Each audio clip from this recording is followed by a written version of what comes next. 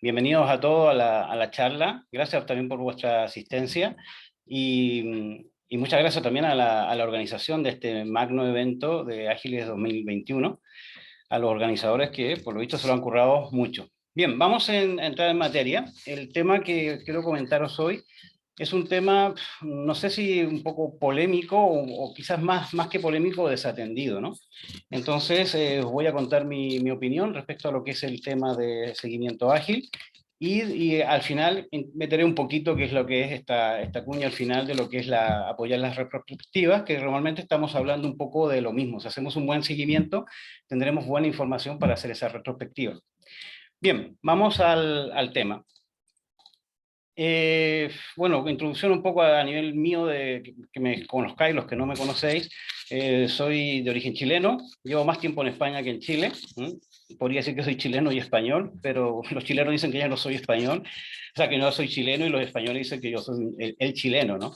Así que, bueno, hay un poco de polémica también en eso. Ahí tenéis mis datos de contacto, sentiros libres de contactarme si tenéis alguna inquietud, lo que pueda quedar de la charla o temas de esto que es mi pasión.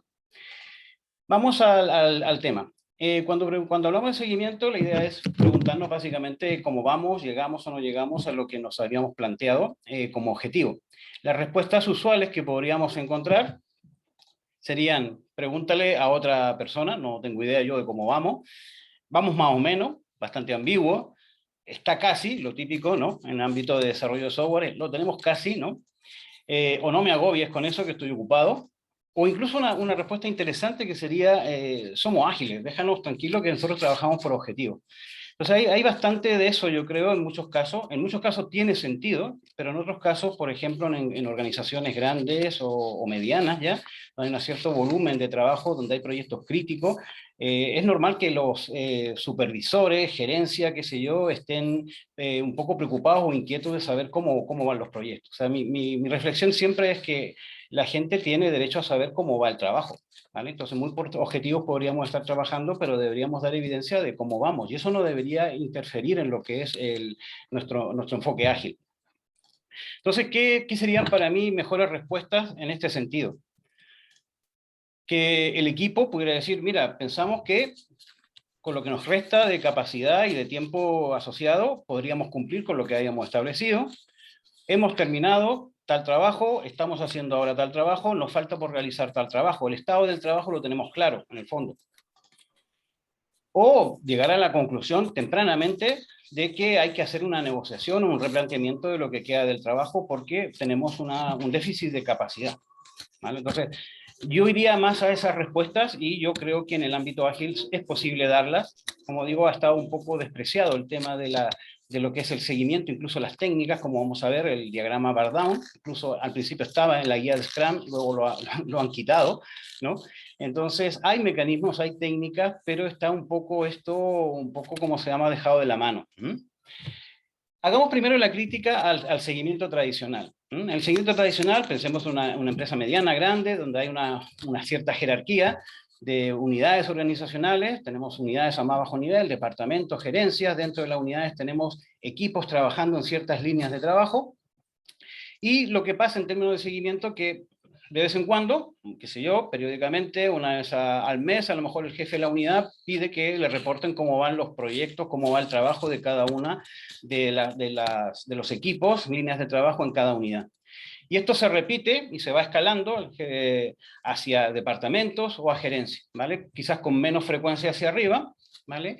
Pero lo que pasa y lo que por desgracia pasa es que esto genera en general interrupciones para conseguir esa información. El gerente se lo pide al jefe de departamento, el jefe de departamento a los jefes de unidad, los jefes de unidad a los jefes de proyecto, y esa es más o menos la dinámica. Estoy siendo bastante pesimista, pero sí que lo he visto esto que se da en la empresa, en empresas que trabajan de forma tradicional. Entonces, este seguimiento está dirigido a supervisión, ¿vale? Obviamente necesitan información de cómo va el trabajo, sobre todo si son trabajos críticos. Está muy sesgado a lo que es reporting, o sea, que es algo que hay que hacer, información que hay que proporcionar, pero no está muy claro qué se hace con esa información. Es demasiado a posteriori, o sea, cuando se recibe esa información ya el trabajo se ha hecho y probablemente la oportunidad de tomar buenas decisiones ha pasado. Y lo triste es que a nivel de equipo, a nivel del día a día del equipo, esto no reporta nada. porque es información que te interrumpe y que, como digo, no la estás aprovechando en tu día a día. Entonces ahí hay una gran desacople con lo que sería la agilidad. Obviamente, este seguimiento tradicional viene de una planificación tradicional, todos sabemos, emblemáticamente tenemos un diagrama Gantt que refleja lo que es la planificación del proyecto, hay una suerte de adivinación porque el diagrama Gantt te impone una línea temporal en la cual tú tienes que establecer cuándo empiezan y cuándo terminan las actividades. Las actividades que suelen aparecer en un diagrama Gantt no son desde el punto de vista del cliente, como podríamos ser historias de usuario, requisitos, si fuera una aplicación que estamos construyendo, algo que es palpable para el usuario, suelen ser cuestiones técnicas, y todo esto delata un proceso en cascada. Esto ya la crítica es la de siempre, insisto, estoy siendo bastante cruel, pero se da todavía este tipo de planificación y seguimiento. Y quien está más interesado en que esto resulte o que se vaya ajustando a la realidad es el jefe de proyecto. O sea, hay una apatía o poco compromiso del equipo con esto, no es algo que le sirva al equipo. Entonces esa es la crítica cruda que yo haría al enfoque tradicional. Antes de entrar en lo que sería un enfoque ágil para el seguimiento, marquemos un poco el terreno en el sentido de a qué le queremos hacer seguimiento. Entonces esto para mí yo creo que es fundamental y a veces se pasa por alto, porque se asume, y en la gran parte de la bibliografía ágil, tenemos un equipo que está trabajando con un proyecto totalmente dedicado. Pues una situación bastante sencilla, por así decirlo, de organizar, en términos de que un equipo a un producto, pero hay bastante que reflexionar respecto a cómo organizar ese trabajo, porque luego nos preguntaremos por qué está haciendo el equipo con respecto a qué proyecto, con respecto a lo que le encarga tal cliente, con respecto a tal parte de un cierto producto. O sea, hay bastante diversidad en lo que se puede dar en la organización del trabajo. Y a eso me gustaría insistir previamente. Entonces, voy a ir a unas cuestiones muy básicas. Hay una parte cliente que nos está demandando unas ciertas unidades de trabajo, llamémosle historias de usuario o otro nombre que le demos, yo les llamo unidades de trabajo, pero podría casar con el concepto de historias de usuario. Estamos hablando de un sistema de software. Lo que están pidiendo son requisitos, son mejoras sobre requisitos implementados, nos están pidiendo correcciones de fallo. Estamos en un sistema en un helpdesk, nos estarán pidiendo tickets, incidencias de infraestructura, qué sé yo. Son cosas que nos pide la parte cliente. Y habrá una parte proveedora, un conjunto de personas, probablemente incluso en otra empresa, una empresa que da ese servicio, que se encargará de resolver esas solicitudes. Entonces aquí tenemos dos cuestiones que considerar. Primero, vamos a considerar todo como una gran bolsa de trabajo, todo el trabajo sigue el mismo proceso, todo el trabajo tiene el mismo nivel de planificación.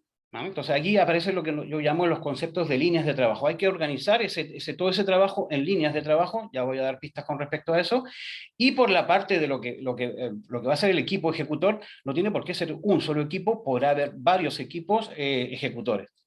Entonces, ¿qué es lo que es el concepto de línea de trabajo en cuanto a la organización del trabajo? Una línea de trabajo básicamente, es un backlog, es decir, un conjunto de trabajo que está pendiente de realizar, ¿vale? Donde habrá un product owner asignado a esa línea de trabajo, que será quien tiene la visión de ese trabajo, quien prioriza el trabajo, quien incluso define en detalle lo que sería ese trabajo. Ese es el product owner, el que se juega la piel por ese grupo de trabajo. Insisto que esa agrupación de trabajo puede tener distintos criterios. Y luego tendremos equipos asociados a esas líneas de trabajo. Y como vemos, se puede dar que un product owner sea product owner de varias líneas de trabajo o que un equipo sea el encargado de realizar varias líneas de trabajo, que es lo que suele pasar en muchas empresas. Yo de las primeras cosas que pregunto en una empresa, cuánta cantidad de personal tiene, y luego la siguiente es cuántos proyectos tiene. Normalmente el número de proyectos supera la cantidad de personas incluso. Entonces, se suele dar de que hay equipos que están con varias líneas de trabajo encargadas, incluso hay personas que están en distintos equipos. O sea, que hay una diversidad ahí que hay que organizar y no es sencilla ni hay receta, sino que hay que hacer esa reflexión. La reflexión se basaría principalmente en respetar la diversidad del trabajo. Y aquí hay una serie de consideraciones. Por ejemplo, se trata de un trabajo que es de mantenimiento, de desarrollo, de soporte. No es lo mismo desarrollar un producto cuando más o menos tú tienes un alcance acotado, aunque haya cambio, a estar haciendo mantenimiento o soporte, donde realmente tú no sabes lo que te van a pedir mañana a nivel de mantenimiento o de soporte. Entonces, hay trabajos que son más o otros menos planificables. Entonces, si tú juntas trabajo planificable con no planificable en una misma bolsa, una misma línea de trabajo, obviamente va a ser difícil que se cumpla lo que tú tienes planificado. ¿no? Luego la relación entre el cliente y el proveedor. Estamos hablando de un equipo que ejecuta trabajo para la empresa en la cual es empleado o para otra empresa. Entonces ahí aparece el contrato y puede haber bastantes consideraciones asociadas a eso. El tamaño, la complejidad, las tecnologías usadas. O sea, podríamos tener líneas de trabajo para móviles, líneas de trabajo para web, y tenemos equipos asociados a distintas tecnologías. Entonces ahí hay que hacer una reflexión. La dinámica del equipo, la experiencia que tenga el equipo, etcétera. Y, por ejemplo, si tenéis outsourcing de por medio en alguna de las actividades del proceso. Entonces, todo esto hay que hacer una reflexión de cuáles van a ser mis líneas de trabajo y luego vamos a ver qué necesidades de seguimiento tendrá cada una de esas líneas. Entonces, vamos al seguimiento ágil. De base, lo que tendremos para cada unidad de trabajo, para cada historia de usuario, un proceso, ¿vale? Y depende del contexto, esas unidades de trabajo tendrán un tipo de proceso u otro. El proceso más básico, todos lo sabemos, es to do, doing, done, ¿vale? 3 columnas en nuestro tablero Kanban, pero normalmente ese proceso puede tener una serie de actividades, con cierta especialización. Entonces, lo que nos pide el cliente pasa por un cierto proceso. En desarrollo de software, lo normal es una especificación de requisitos, diseño, programación, prueba, ¿vale? Integración, etcétera. Entonces, ese proceso se le va aplicando a cada historia de usuario, a cada requisito, por ejemplo, que es lo que sería el proceso incremental, hasta conseguir un resultado. Entonces, esas actividades forman lo que es un workflow. Un tablero Kanban es básicamente un workflow secuencial en la mayoría de los casos. Entonces, de base, toda línea de trabajo, ¿vale?, tendrá asociado al menos un proceso o varios, porque podría darse que en una misma línea de trabajo tuviéramos distintas tipologías de trabajo y tendremos distintos procesos. O sea, pero por lo menos habrá un workflow, lo que responde a que por lo menos en cada línea de trabajo tendremos un tablero Kanban. Y este es el seguimiento básico desde el punto de vista ágil. Con un tablero Kanban puedes responder en qué estado está el trabajo. Me has pedido un requisito, me has pedido una corrección de fallo, bueno, mira, esa corrección de fallo la tenemos en aplicar prueba y te la sacaremos en la siguiente versión, ¿vale? Insisto que este tablero podría ser un to do, doing, done, pero si abres esa columna doing, lo que estarías dando observabilidad y depende de tus necesidades, en ese contexto de esa línea de trabajo, a lo mejor te interesa saber lo que estás especificando, lo que estás diseñando, lo que estás programando, ya eso es una cuestión de contexto. O sea, tienes que definir tu proceso. Asociado a ese tablero Kanban, y por el solo hecho de tener el tablero Kanban, ya tenemos bastante información o alguna información que podría ser útil. Por ejemplo, sacar automáticamente un diagrama de flujo acumulado, donde contamos el WIP, es decir, la acumulación de cuántas fichas, cuántas historias de usuario, por ejemplo, tenemos en cada columna en cada día. Podría ser en otros intervalos, pero lo normal es sacar una snapshot cada día. Entonces, esto funciona de la siguiente forma. Tú tienes el tablero en un momento determinado, por ejemplo aquí nos vamos a fijar en el tablero en el snapshot 5, o sea que aquí la tabla de abajo muestra en vertical 15 snapshots, 15 días, por ejemplo, de trabajo. Le hemos puesto un código de color a cada una de las actividades, a cada una de las columnas del tablero, y particularmente en la snapshot 5 tenemos 3 en registrar, 4 en esperar prioridad, 2 en especificar requisitos, etc. Es la contabilización simplemente de cuánto tienes en cada columna. Pues gracias a eso, y automáticamente deberías tener, esto no es para hacerlo a mano, esto debería estar automatizado, tener un diagrama de flujo acumulado. ¿Qué consigue el diagrama de flujo acumulado? Particularmente, lo más importante es en la franja azul, la de abajo, que es la acumulación de trabajo terminado. El Kanban tiene la característica, la connotación de una gamificación para que tú termines trabajo. Y aquí lo ves en la franja, en la pendiente y grado de acumulación que tiene la última franja. O sea, si esto se va acumulando trabajo terminado y con una buena pendiente, esto está funcionando. ¿Qué otra cosa puedes detectar? Algún cuello de botella, por ejemplo, aquí en programar, el rosado, esto se está sistemáticamente haciendo más grueso. O sea, hay un atasco ahí de tarjetas, de unidades de trabajo a lo largo del tiempo. No parece muy impactante, pero ya es un discriminador del flujo de trabajo. El flujo del ritmo de trabajo que tiene esa línea de trabajo. Entonces yo cuando veo, qué sé yo, puedo ver 50 diagramas de flujo acumulado y me puedo centrar solamente en los que me parecen raros en cuanto a esa acumulación o esos cuellos de botella.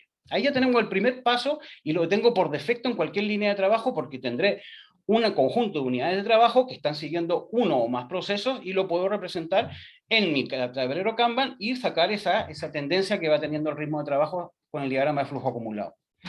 Pasemos al segundo nivel, cuantitativo en cuanto a lo que sería el seguimiento. En una gráfica bar down, que es una de las olvidadas muchas veces en este ámbito de seguimiento, lo que reflejamos es el esfuerzo restante que nos queda día a día a lo largo de un periodo de tiempo. Ese periodo de tiempo puede ser un sprint o puede ser el proyecto completo. O sea, que es la misma gráfica, distinto tamaño de la ventana temporal. Entonces empiezo con el esfuerzo restante en un cierto nivel y lo voy contabilizando cuánto me queda cada día. Entonces, obviamente, teniendo una línea de referencia, lo que se espera es que cuando se termine el sprint o se termine el proyecto, se termine el trabajo. Entonces, mientras nos mantengamos cercanos a esa línea de referencia, vamos echándole horas de una buena forma. Esto se puede hacer en puntos o en horas ideales, ¿vale? Vamos a comentar después un poco la diferencia entre las dos representaciones, pero es básicamente la misma gráfica. Cuando entramos a hacer un seguimiento en cuanto a una gráfica bar down es porque asumimos de que tenemos un alcance establecido, es planificable el trabajo. O sea, hemos dicho, tenemos para, qué sé yo, como hacemos aquí, 20 días, tenemos 100 puntos o 100 horas ideales de esfuerzo por abordar. Eso quiere decir de que tenemos el alcance conocido al principio. Puede haber cambios de alcance sobre la marcha, pero si el cambio es demasiado drástico día a día, obviamente olvídate, esta gráfica no te sirve y no te sirve hacer seguimiento en ese sentido cuantitativo si tu dinámica de trabajo, por ejemplo, estamos trabajando en mantenimiento continuo y digo, bueno, esta semana yo creo que vamos a resolver estas mejoras que nos ha pedido el cliente, pero al poco que empiezas a trabajar en la semana ya te han llamado y te han salido otras cosas urgentes que te desarman lo que tenías planificado. Entonces, en ese contexto a lo mejor no tiene sentido hacer esa planificación a nivel de sprint o a nivel de plantearse un alcance, sino que simplemente priorizar y ir resolviendo lo más prioritario lo más pronto posible. Entonces, depende del contexto, insisto, y cada línea tiene sus características. Entonces, el esfuerzo restante, insisto, puede ser esta gráfica que estemos viendo un proyecto o que estemos viendo un sprint. Y aquí viene la cuestión de la discriminación de acuerdo al contexto en el cual nos encontramos. O sea, mientras más información recolectemos, vamos a tener, obviamente, aparentemente más mecanismos para tomar decisiones, pero puede ser que la recolección de esa información sea infructuosa porque no vale la pena hacerlo en el contexto de esa línea de trabajo. Entonces, ¿a qué me refiero? Por defecto, como digo, cada línea de trabajo tiene un tablero Kanban y por defecto automáticamente debería tener una gráfica de flujo acumulado. O sea, eso lo tenemos siempre, ¿vale? Y para eso lo único que requerimos es que tengamos definido el proceso que vamos a emplear en cada línea de trabajo. Ahora, si pasamos a un punto en el cual es interesante conocer cuánto es el esfuerzo, el tiempo, por ejemplo, invertido en cada una de las actividades. Quiero saber cuánto he invertido en programación, cuánto he invertido en especificar requisitos, en pruebas. Quiero saber cuánto es el retrabajo de programación que se ha producido. Bueno, estoy registrando tiempo, entonces necesito registrar tiempo invertido. Entonces, como tengo registrado tiempo, tengo esa otra información que también me puede ser útil respecto del seguimiento, pero particularmente me va a ser útil después en la retrospectiva, porque ahí voy a decir en qué hemos invertido más tiempo, en qué hemos aparentemente invertido poco tiempo. Por ejemplo, una conclusión típica, hemos tenido mucho retrabajo en una unidad de trabajo, como la que sale aquí, la primera barra. Bueno, ¿por qué? Porque probablemente se especificó mal, o muy poco, o se probó con demasiada, o sea, con buena intensidad, y con lo cual se descubrieron bastantes fallos. En otra que no hubo nada de retrabajo, a lo mejor no hubo mucha intensidad de testeo, y luego los fallos los reporta el cliente. Entonces hay bastante ahí para explotar cuando pasamos a ese otro nivel de registrar los tiempos invertidos, pero tiene que ser con la connotación de que lo vamos a rentabilizar, al menos en la retrospectiva. Y ya en el nivel superior, si queremos tener esta gráfica bar down, ¿vale?, que normalmente se acompaña, ya lo voy a comentar, se acompaña con una gráfica de porcentaje de trabajo terminado y no terminado. Necesitamos registrar el tiempo estimado, necesitamos hacer estimaciones y más que hacer las estimaciones, necesitamos estar muy atentos a hacer las reestimaciones que puedan ser necesarias sobre la marcha. Entonces, obviamente, vamos recolectando más información, pero necesitamos más disciplina. Y si eso no se rentabiliza, no tiene sentido hacerlo en alguna línea de trabajo.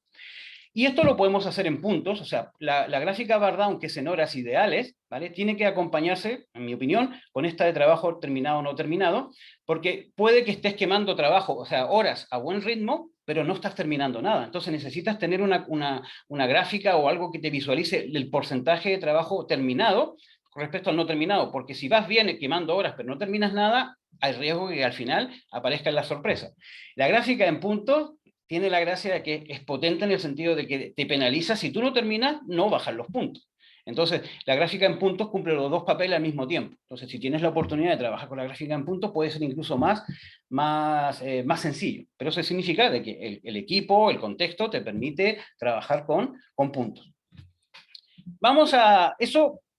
Bueno, más o menos evidente, yo creo que está más o menos dicho, lo que estoy comentando, pero donde vienen los desafíos cuando viene esto se hace multilínea de trabajo, y cuando en un contexto yo hay que supervisar varios equipos, o una persona trabaja en varios equipos, en varias líneas de trabajo.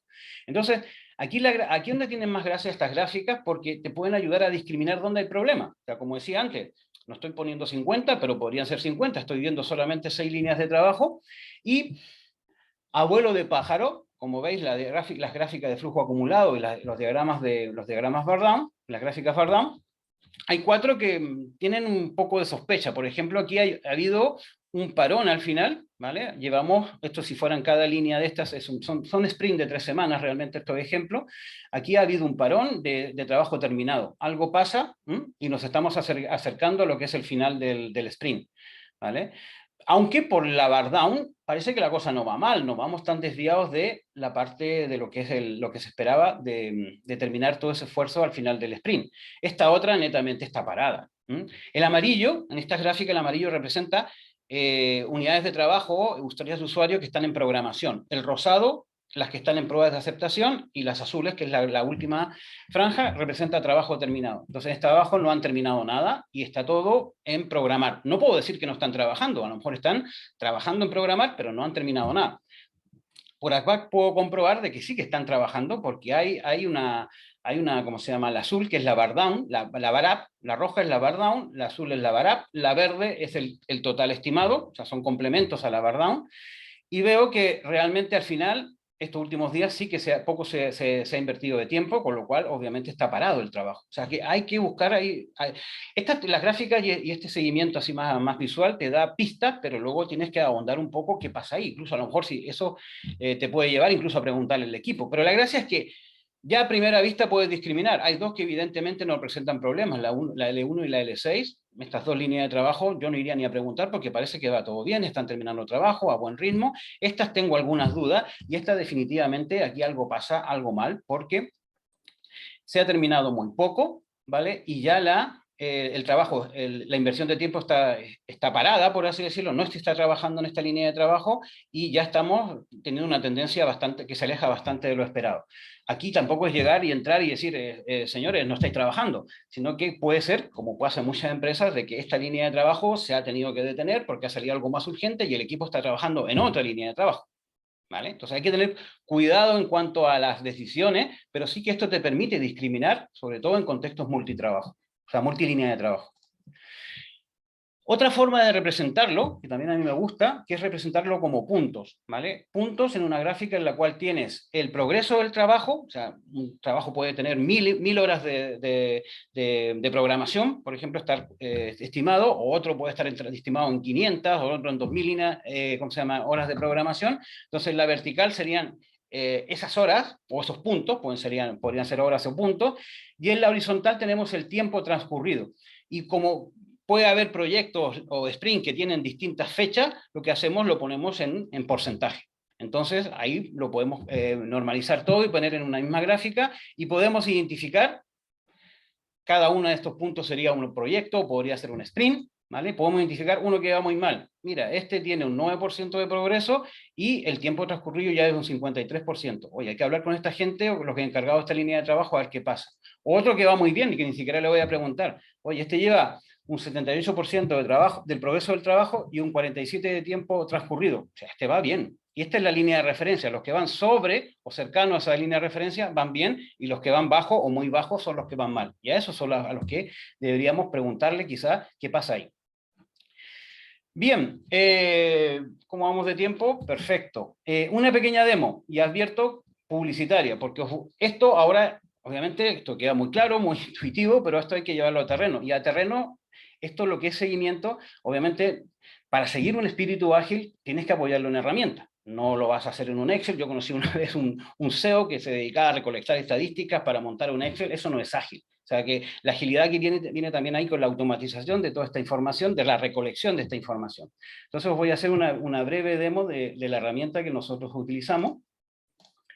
¿vale? Entonces, veamos lo que yo llamo el dashboard de un equipo. Yo, en este caso, son de mi asignatura, de hecho, mi asignatura actual. Aquí tengo 15 equipos. Aquí coincide el concepto que son 15 equipos, 15 proyectos, 15 productos distintos que se están desarrollando.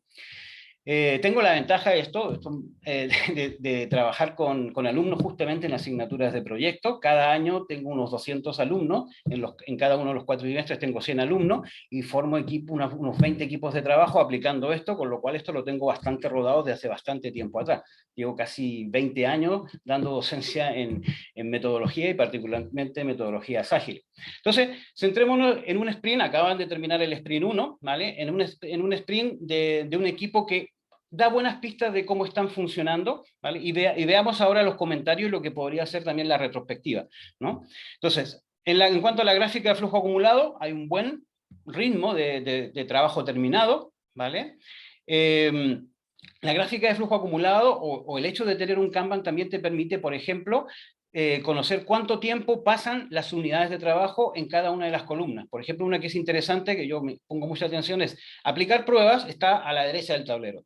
Cuando cae algo en aplicar prueba, es casi lo más urgente, incluso deberías interrumpirte para aplicar las pruebas rápidamente, así tú le das rápidamente feedback al que hizo la ejecución de ese trabajo, al programador, por ejemplo. Entonces aquí, obviamente los tiempos son muy bajos, menos de 2 días, fue el tiempo máximo que ha estado una unidad de trabajo en aplicar prueba.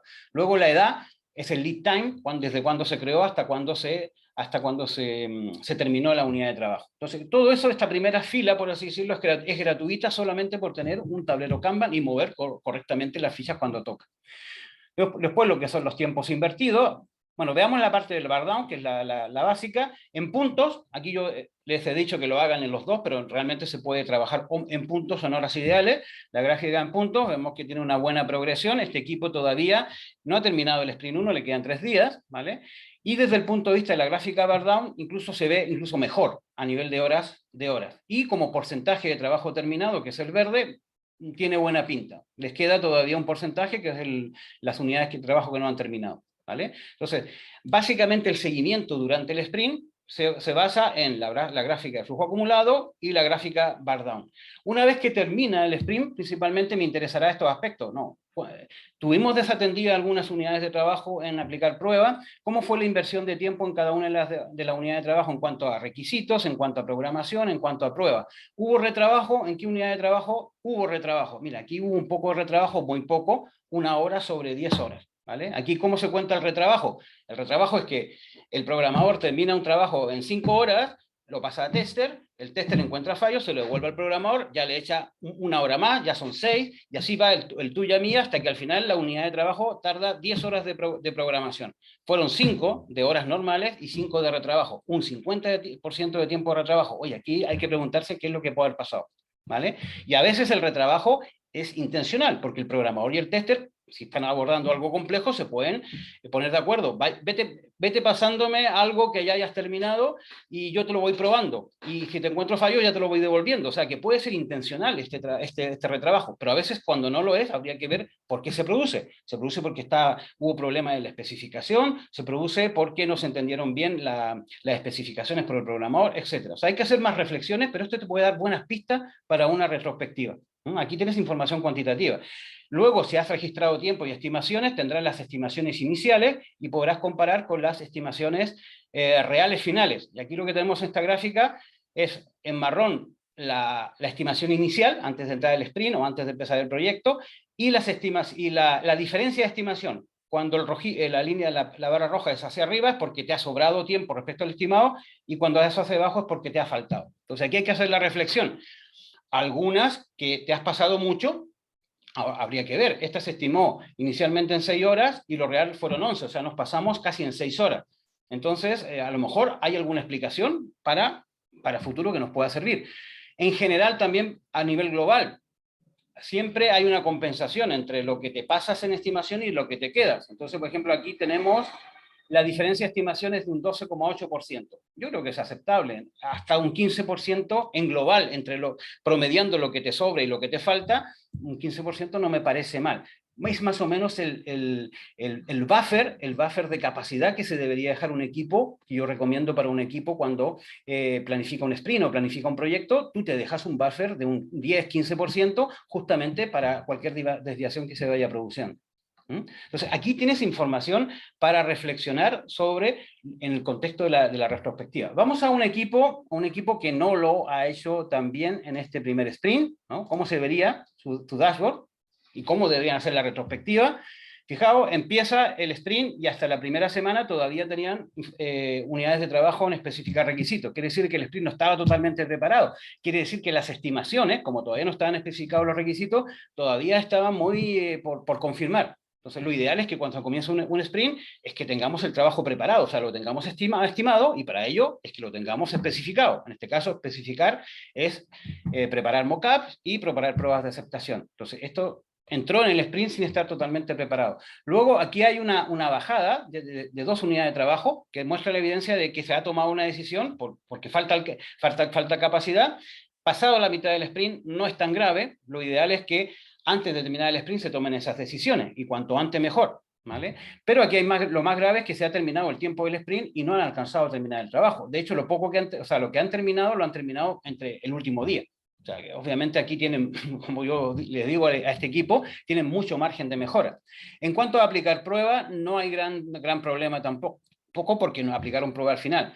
Pero aquí hay bastante por mejorar. Fijaos, las gráficas delatan bastante problema, por así decirlo.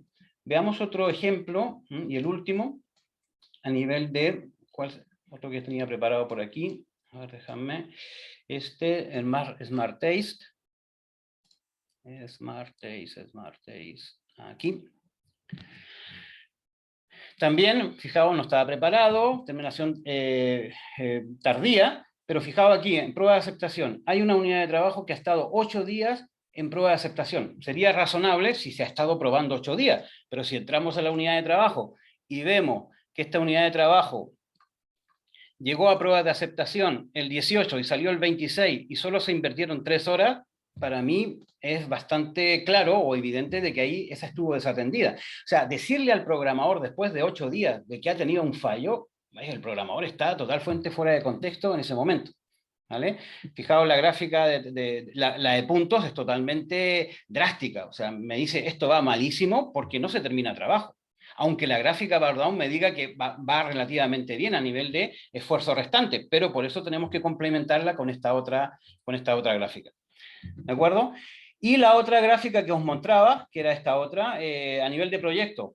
Cada proyecto es un punto, ¿vale? Por ejemplo, este va muy bien, ¿vale? Tiene tiempo transcurrido un 30% y ya lleva un progreso de casi el 50%. Va bien. Este va mal. ¿Por qué? Porque lleva un 50% de transcurrido y un 17% de progreso del trabajo. Y estas gráficas, fijaos que estas son las gráficas Bardowne, o sea, perdón, la gráfica de flujo acumulado, pero son del proyecto. O sea, yo puedo entrar aquí directamente a ver un mismo dashboard con la misma información, pero ahora con la ventana temporal que es el proyecto completo. O sea, que aquí han terminado el primer sprint, pero todavía les falta 2 sprints por terminar.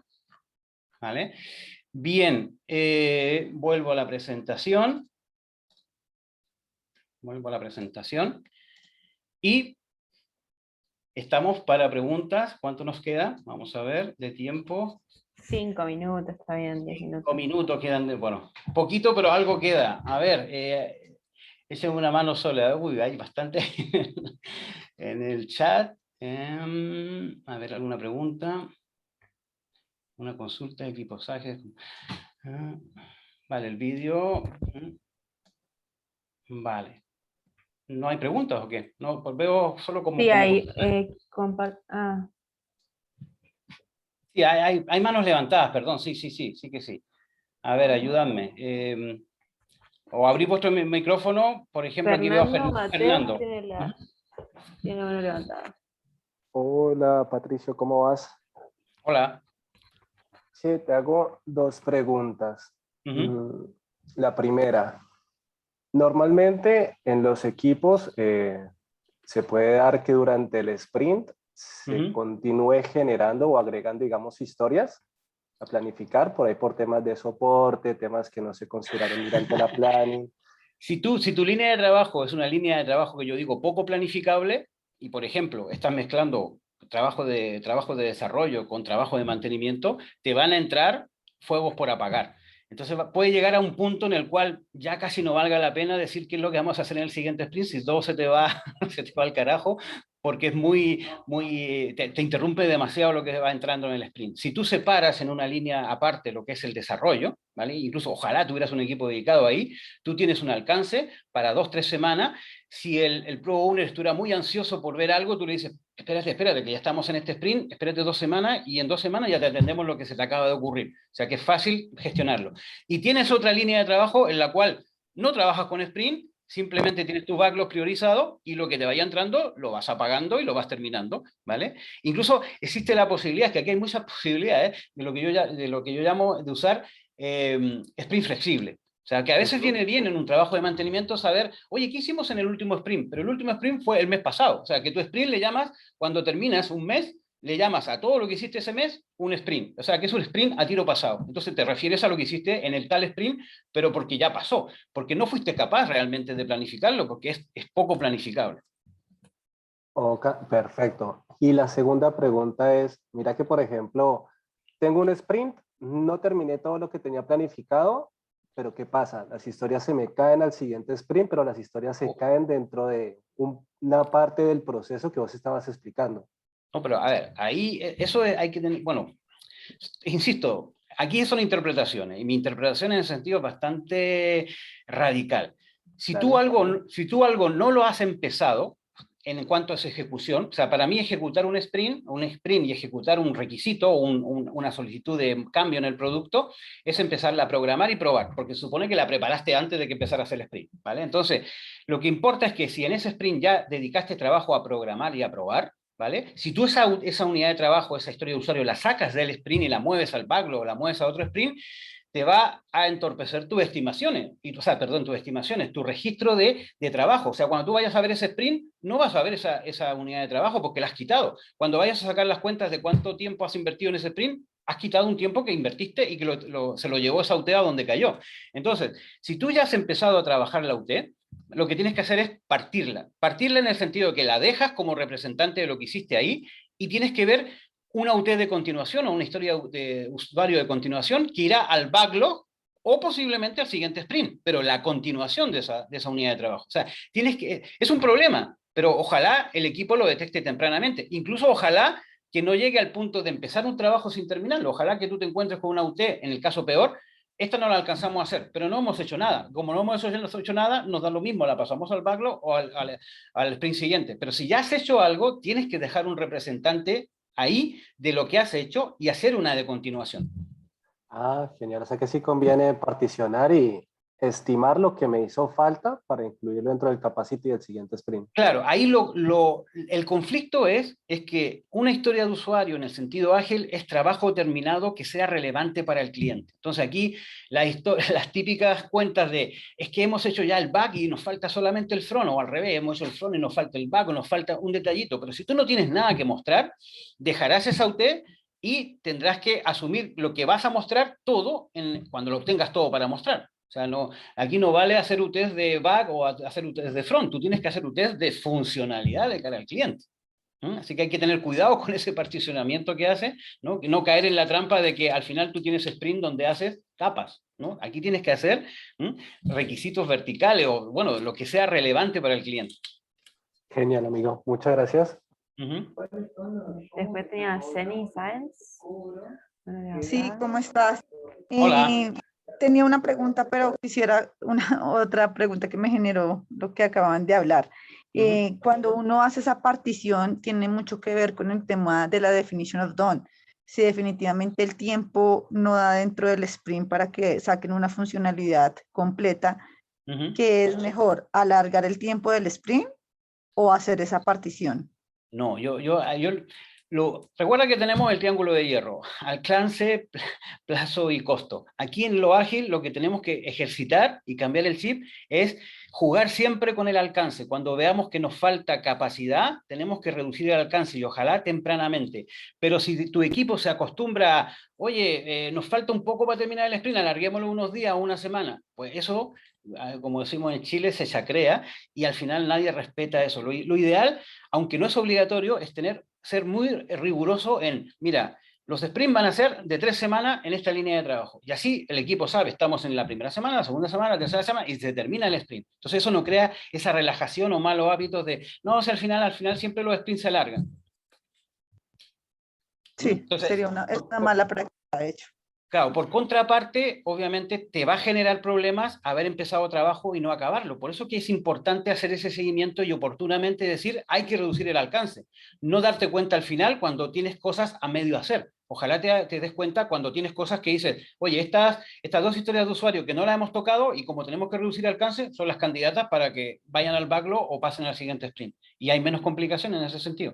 Pero si esperas hasta último minuto, probablemente todo lo tienes empezado y hay cosas que no han acabado y ahí tienes que hacer ese corte, esa partición con una continuación que no es sencillo.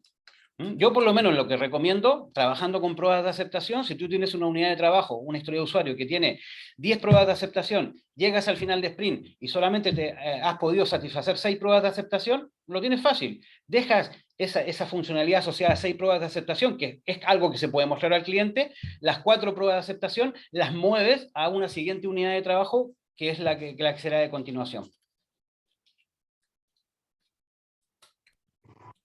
Muchísimas gracias. Bien, Adrián Alcantar. Hola Patricio, ¿qué tal? Buenas Hola, tardes. buenas. Muy buena la información que nos comparte. A mí me queda una duda acerca del release plan, ¿vale? De cómo podemos utilizar toda esta información para ser precisos en nuestros entregables a futuro, no a sprints cercanos, sino a mediano o largo plazo. Vale, Ahí, ¿cómo podemos generar esa certidumbre? excelente pregunta. De hecho, ya no existe la release planning en Scrum, la sacaron. O sea, eso como lo que dije del Bardown, estaba en la guía de Scrum originalmente y lo sacaron, ¿vale? Porque crea problemas, ¿no? Entonces, yo te doy mi interpretación y mi solución.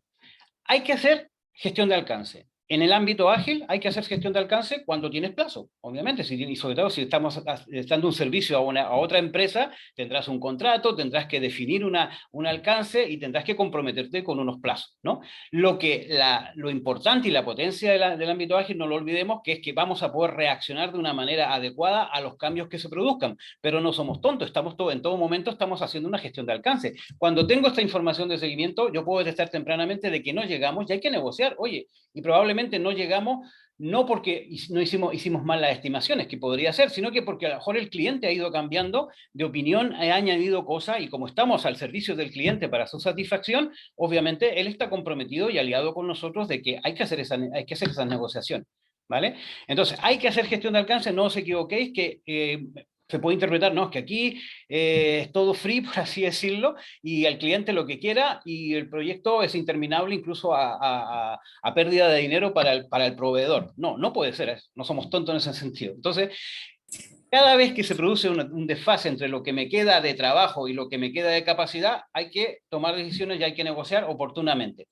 Ahora, cuando tú empiezas el proyecto, y que hay que tomar esa gran decisión, oye, este proyecto va a ser de 4 meses, son de 1000 horas de programación ideales, por ejemplo, lo dimensiona, esa reflexión la puedes hacer en el backlog. O sea, tú tienes identificado cuáles son los requisitos, son, qué sé yo, 100 requisitos que tiene este proyecto, ¿vale? Los tienes identificados, y digo, los tienes con nombre, y de acuerdo a tu experiencia, es que con algunos nombres tú inmediatamente dices, esto será unas 10 horas, ya lo hemos hecho. Oye, esto no tenemos idea de cómo hacerlo y es crítico. Entonces, eso lo vamos a hacer lo primero en Classic, en el primer sprint, y como lo vamos a hacer en el primer sprint, no es pérdida de tiempo que especifiquemos en detalle ahora mismo. Entonces, hay una serie de ingredientes que hacen que yo sea capaz de decirle al cliente con cierta certeza de que su proyecto es de 1000 horas de programación antes de empezar el proyecto y que va a durar 4 meses. Y eso no me incomoda, porque si yo tengo una capacidad de, qué sé yo, dije 1000 horas, ¿no? 4 meses. Si tengo una capacidad de 300 horas de programación en mi equipo que voy a asignar a ese proyecto, entonces con 300 horas de programación mensuales, ¿vale? Llego a tener 1200 en 4 meses, con lo cual si el proyecto es de 1000 horas, tengo incluso un buffer de 200 horas. Y yo diría, me comprometo a hacerlo en 4 meses con este equipo que tiene una capacidad de 300 horas mensuales de programación.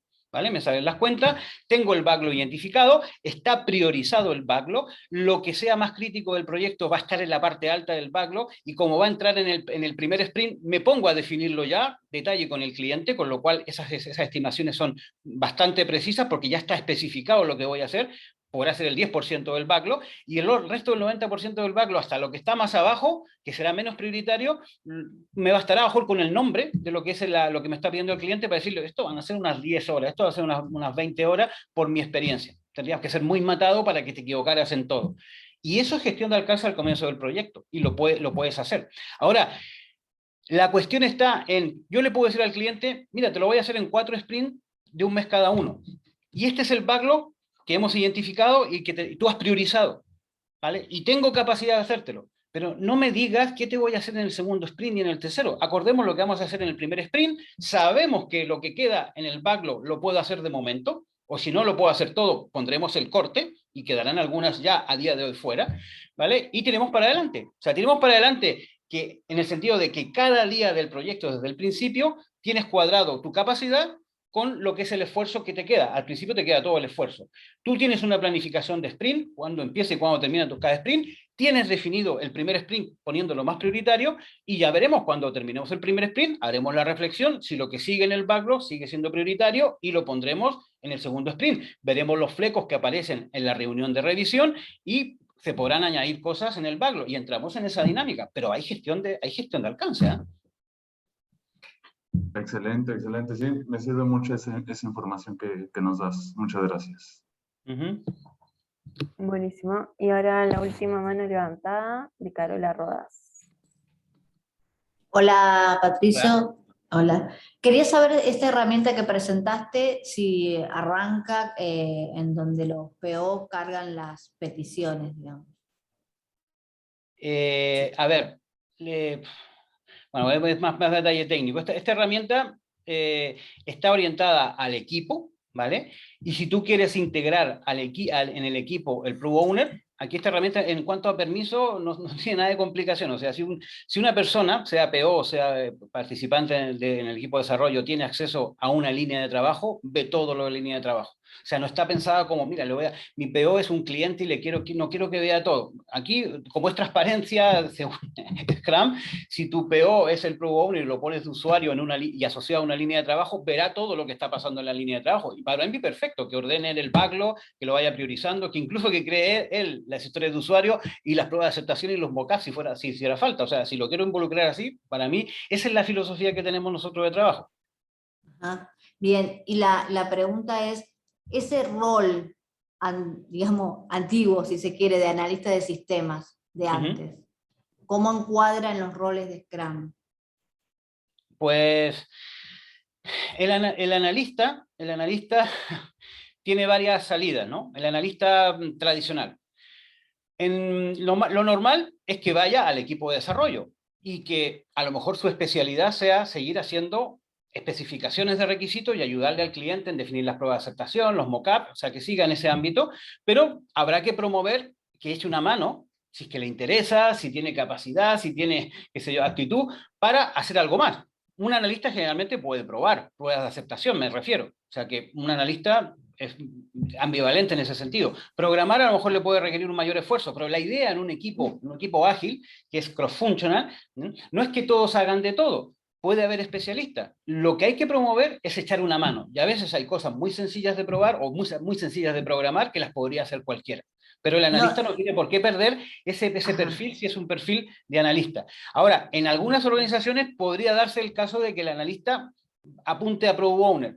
Un analista que apunta a Product Owner, bien por el hecho de que sabe decirle al equipo de desarrollo lo que tiene que hacer, sabe hacer especificaciones de requisitos, pero mal porque a lo mejor no es un buen gestor del proyecto, y mal porque a lo mejor no es un buen representante de toda la parte cliente. Entonces, claro, la pregunta es no un rol de analista cómo se convierte, sino en los roles de Scrum, ¿a dónde está la tarea que hacía antes el analista? Yo lo ubico más en el PO, porque es la especificación, sí. El análisis funcional estaría ahí y el análisis técnico en la parte de... No, buena pregunta. Lo que pasa es que el peor definición de Scrum, ideal, utópica, tiene tres perfiles.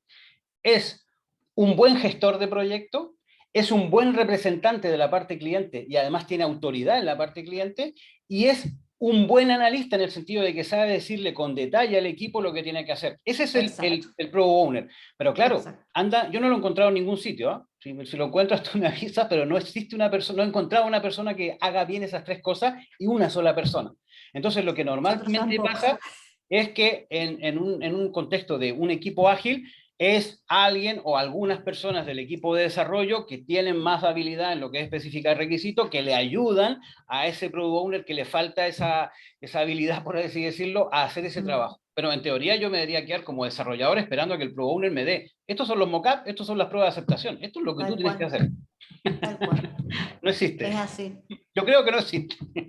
Pero está, olvídense de que no exige, pero es parte del rol del PO. Como lo define Scrum, sí, y me gusta como referencia. A mí me gusta Scrum en el sentido de que te pone el listón muy alto como referencia. Exacto. Y tú tratas de llegar, pero atención, que no es necesario que llegues a tope. Tú tendrás que adaptarlo en tu contexto. Tal cual. Excelente, Patricio, muy amable. Vale.